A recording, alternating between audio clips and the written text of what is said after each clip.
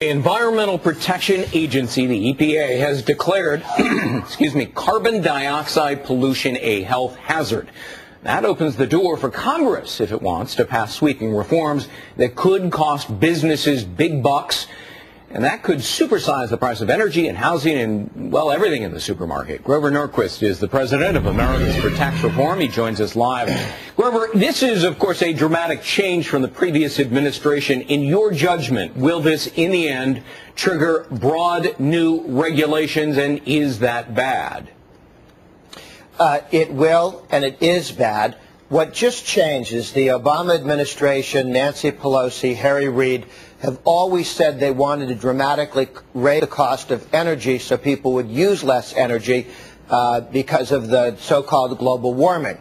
This is what was called global cooling 20 years ago. Now it's global warming as the new reason for massive new taxes and economic burdens to be placed on energy.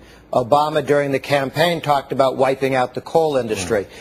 That's what this would do. If you have a job making electricity, if you have a job digging coal, if your pension is based on a company digging coal, you're in real trouble. But if you're simply a consumer who wants to heat his house or cool her house from air conditioning, the cost of your electric bill is going through the roof because Obama's EPA is pretending that they did it, he didn't do it. Well, this is going to affect everything from, as you point out, coal. It's going to affect oil, chemical, cement, steel, forestry, large-scale farming. I went through the list earlier today.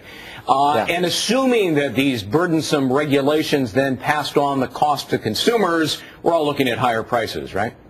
Yeah, dramatically higher prices. The whole $4 a gallon gasoline, which people complained about at the time, that's not a disaster. That's this administration's policy. That's what Reid and Pelosi wish to do because they think that you and I drive too much and have too much air conditioning in our homes. So this is a huge cost being put on, but there's a game being played here. The left of center politicians want this power and they want to make your energy more expensive. But they've watched what happens when this happens in the past. People lose elections. So they've gotten their friend, the EPA, the regulatory body that nobody elects, to announce we're going to do it like a dictatorship. We're just going to do it. And according to court decisions, Supreme Court decision, they'd have the right to do precisely that. Look, on the flip side of this, the EPA Administrator Lisa Jackson predicts that this will, and I'm quoting, create millions of green jobs and end our country's dependence on foreign oil. What do you think? That's nonsense. This is a declaration of war on coal, which could end our country's dependence on foreign oil.